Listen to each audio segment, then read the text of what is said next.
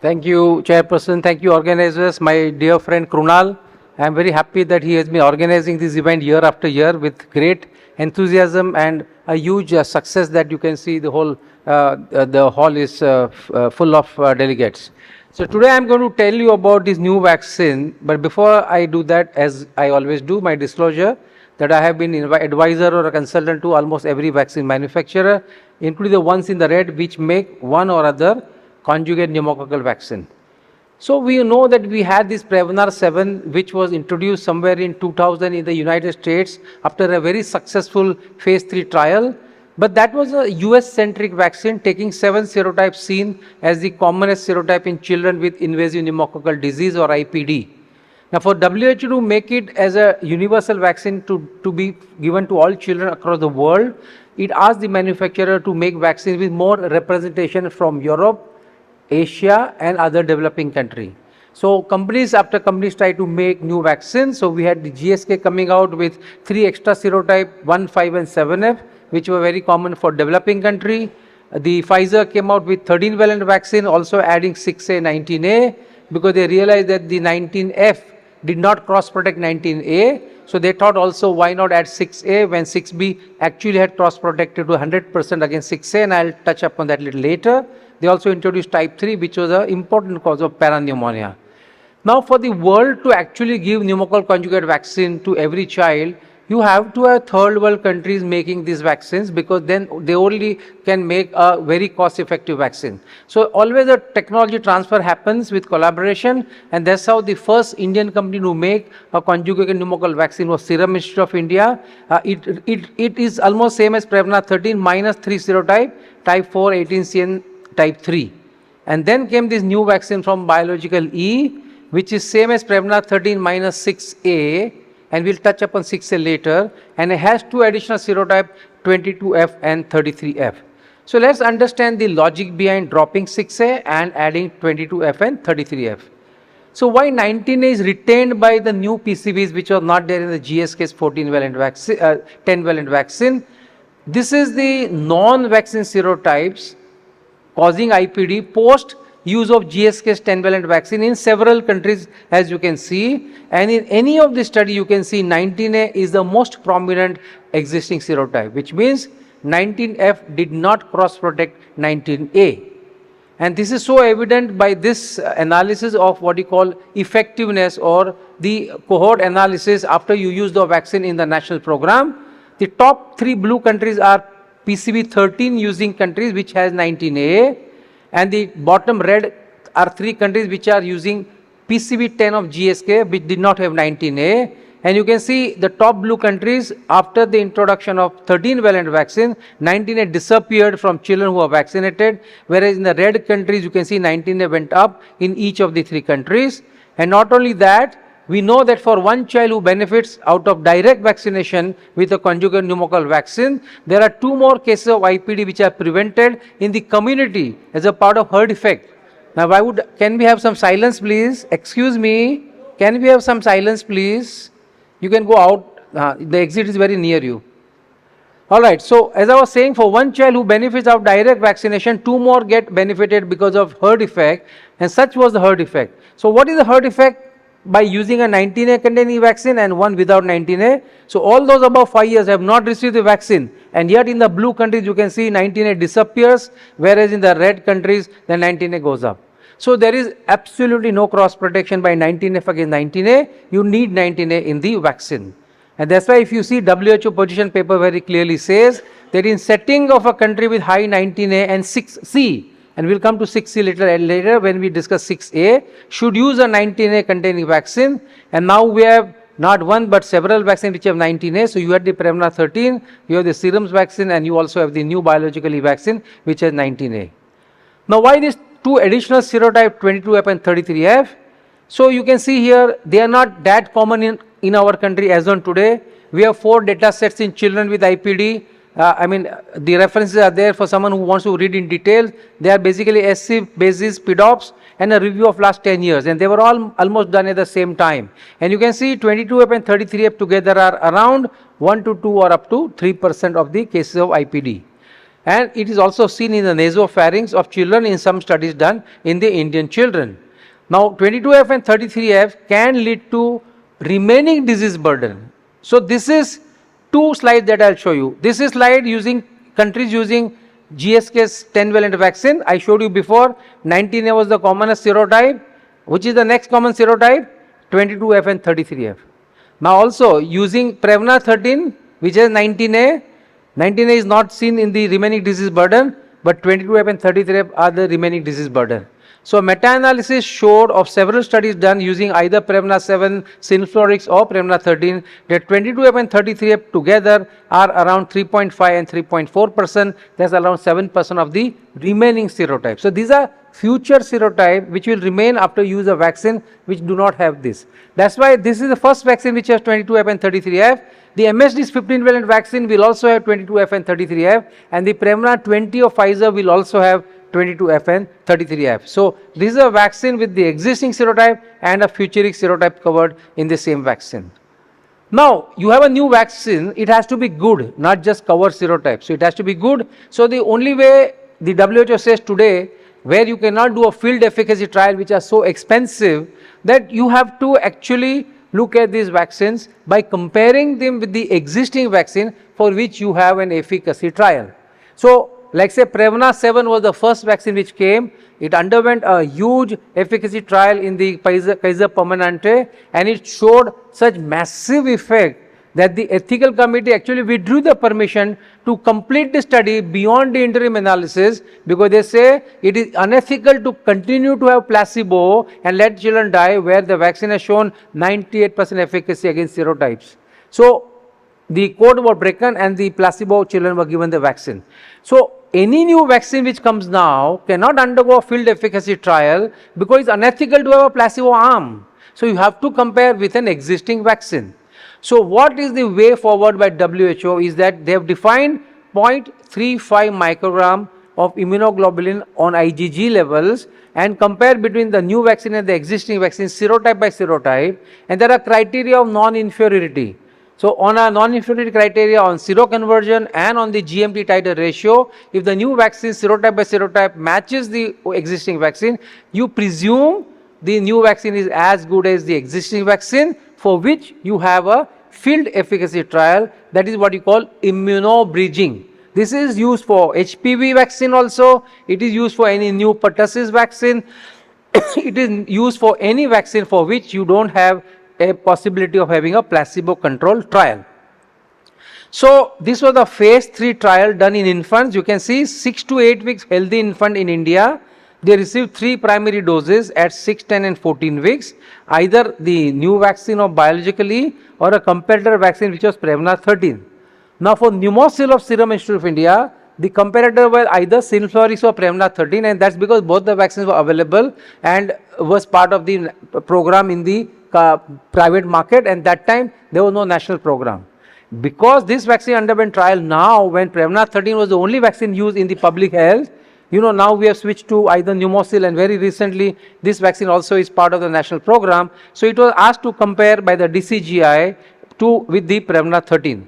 So you can see almost 1200 to 1300 children, half of them received the new vaccine, half of them received Prevnar 13 in 15 centers across India. So first, safety. So you can see the blue bar is the new vaccine and the green bar is the Prevnar 13 from Pfizer.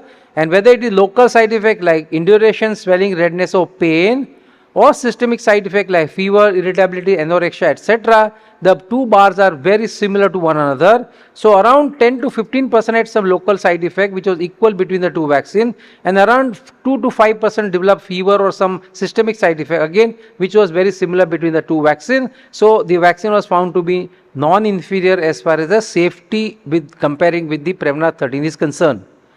Now the main what you call immunogenicity non-inferiority criteria.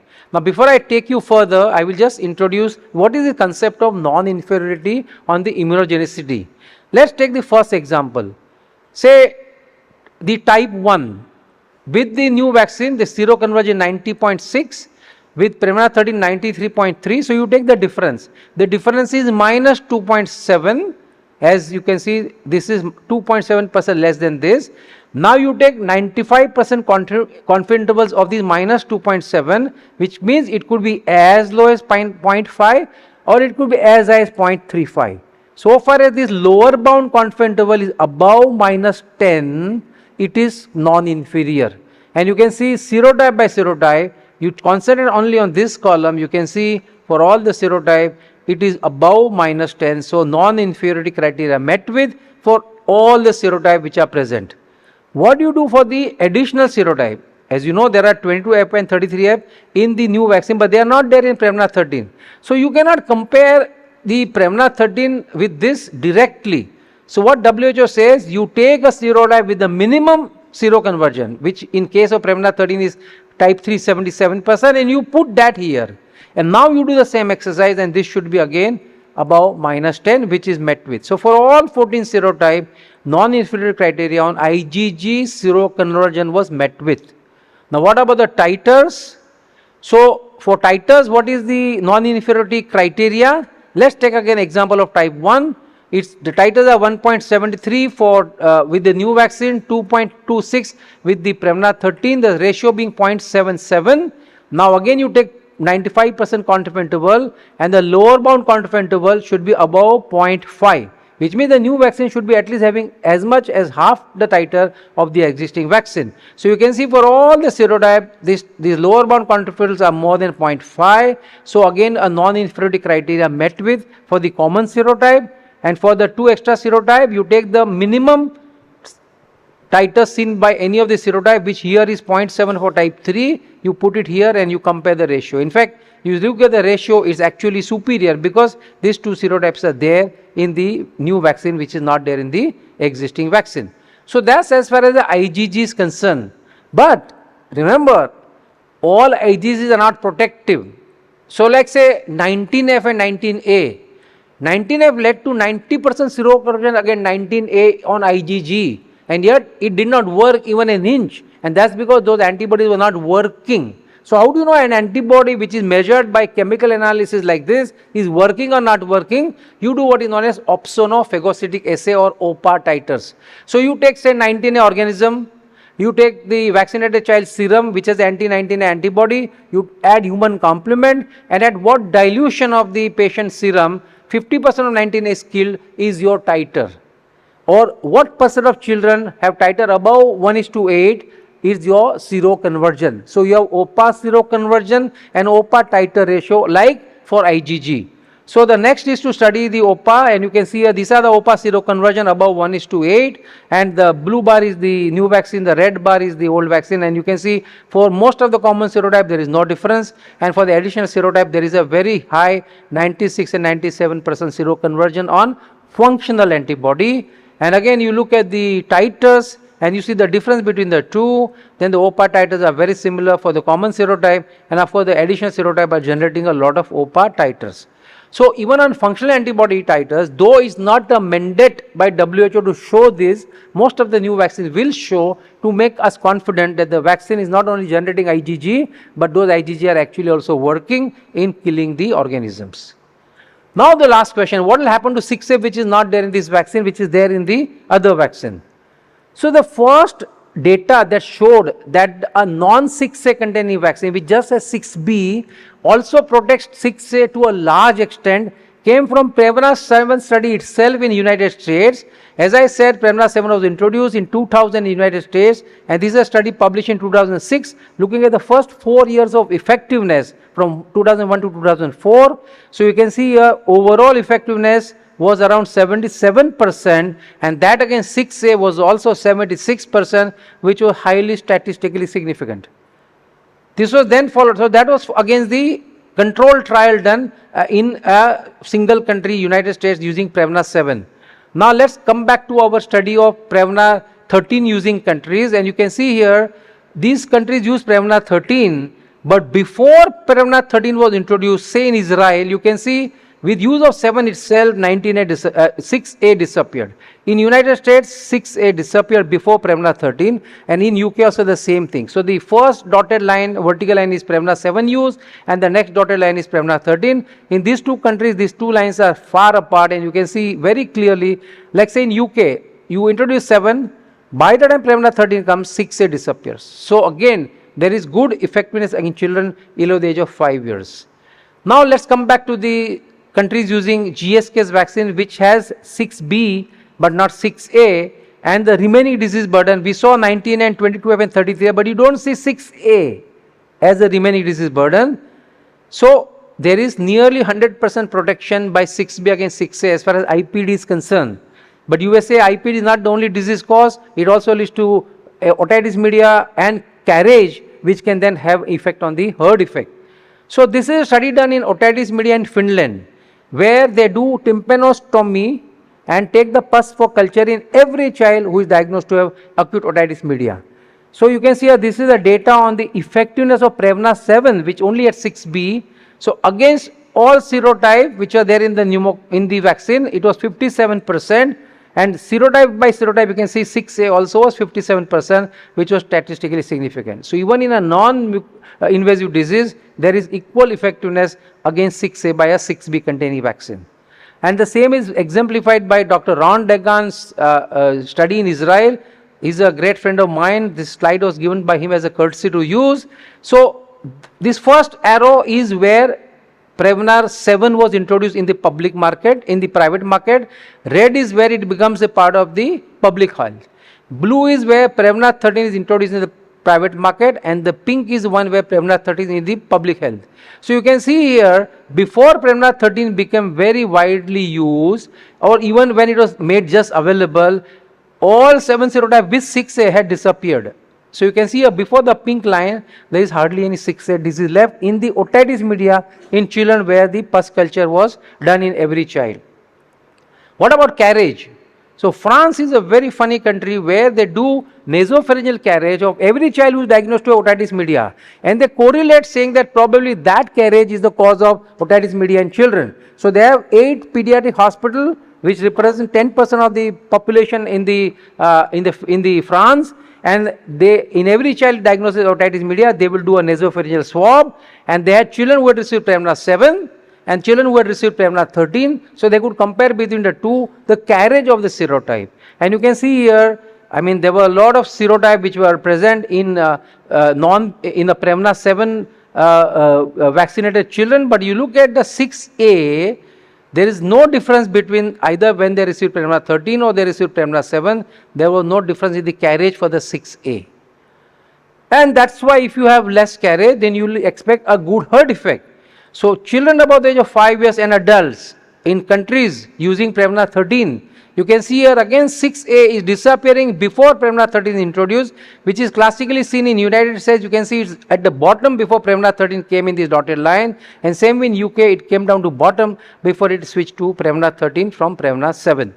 So we have shown a cross protection between 6B versus 6A to a near 100% against IPD, against otitis media, against carriage, and that is leading to a very massive herd effects in these countries.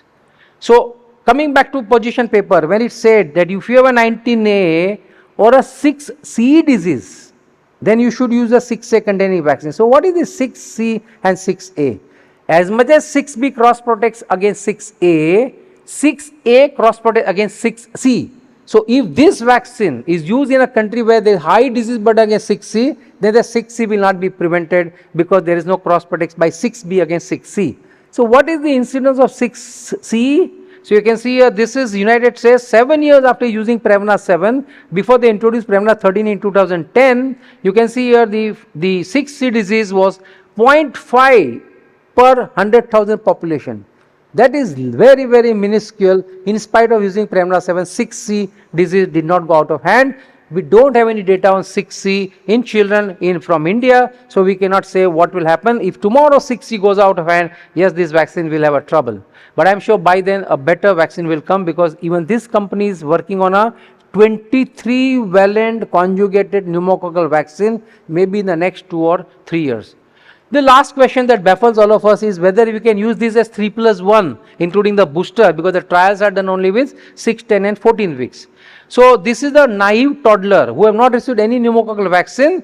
So they are either received 2 doses of this new vaccine 2 months apart, or they receive Prevnar 13 as a comparator vaccine 2 months apart. So around you can see these are all naive toddlers. Around 120 children enroll. Half of them received the test vaccine, half of them the Prevnar 13. This is the seroconversion data. You can see for all the common serotype, the bars are the same. The blue is the new vaccine, the red is Prevnar 13, and the additional 2 serotype again have a very high seroconversion. So we have shown that in toddlers, when you give naive, it will work. Now there are ongoing studies. Government is using 2+1, 6 weeks, 14 weeks and 9 months. So an ongoing study of using 6 weeks, 14 weeks and 9 months is ongoing, comparing this vaccine versus Prevnar 13. The data will be out soon, and a phase 4 trial where 6 to 8 week old infant will receive 3 primary 6, 10 and 14, and a part of this subject will also receive a booster at 15 months. So this trial also is ongoing. We will have the data from this vaccine maybe in the coming few months. I expect it by early next year. So lastly, the existing vaccine, how do they compare as far as the serotype coverage is concerned? And if I don't give credit of 6A to the 6B in the vaccines, so then this is how they will see. The blue is Prevnar 13. Let's say here in ACIP, it will cover 72% of serotype. The red is the pneumocil by serum, it will cover 71%, and the light blue or whatever violet color is the new vaccine, which will have 70%, very similar to one another. And Synflorix, because it does not have 6A, it doesn't have 19A, it falls to 63%. And you see very similar results for all the 4 serotype, 4 database that we have. But as I said, there is 100% cross protection by 6B against 6A. So you add that 6A benefit to the new vaccine, then it becomes yellow, and you can see here it actually becomes better than the existing vaccine, no matter which of these 4 data set that you see to calculate the serotype coverage. So to conclude, this new vaccine has 19A, which is important, has 22F and 33F as a futuristic serotype, which will as a remaining disease burden, and doesn't have 6A. It has undergone systematic trial, as I showed you, is found to be immunogenic, as good as Prevnar 13 and safe, and it does not have 6A, but I have shown you that there is nearly 100% cross protection by 6B versus 6A. So till time we have 6C disease happening, we should not worry about 6A being not there in the vaccine, and the ongoing trial of 2+1 and 3+1 will actually help us to decide on how best to use this vaccine when it comes to the booster. So it's of course a made in India vaccine, and I am a fervent believer that we should use Indian vaccine if we can, if they are as good as the existing international vaccine. And now we have several Indian manufacturers which are going to rule the world of vaccination in the next 2 decades. You mark my word. When it came to COVID, we were self-sufficient and exported the vaccine to a lot of people. We gave 200 crore doses of COVID vaccine through a public health system, which is unparalleled and unbelievable. We have biologically, we have Serum Institute of India, we have Bharat Biotech, we have Panacea Biotech, we have some other smaller companies which are upcoming, and so many other Indian manufacturers which are making world-class vaccine. So the next 2 or 3 decades are going to be of the Indian vaccine manufacturer to rule the world of vaccine. We had this Chandrayaan story, we were all very happy. It happened at 1/10 the cost of what a US would make, and in fact the US jokingly or otherwise said, can we buy your technique because we are spending 10 times more money, and now we have several Indian vaccine, including this new vaccine, which we should feel proud of. Thank you very much for your patient hearing.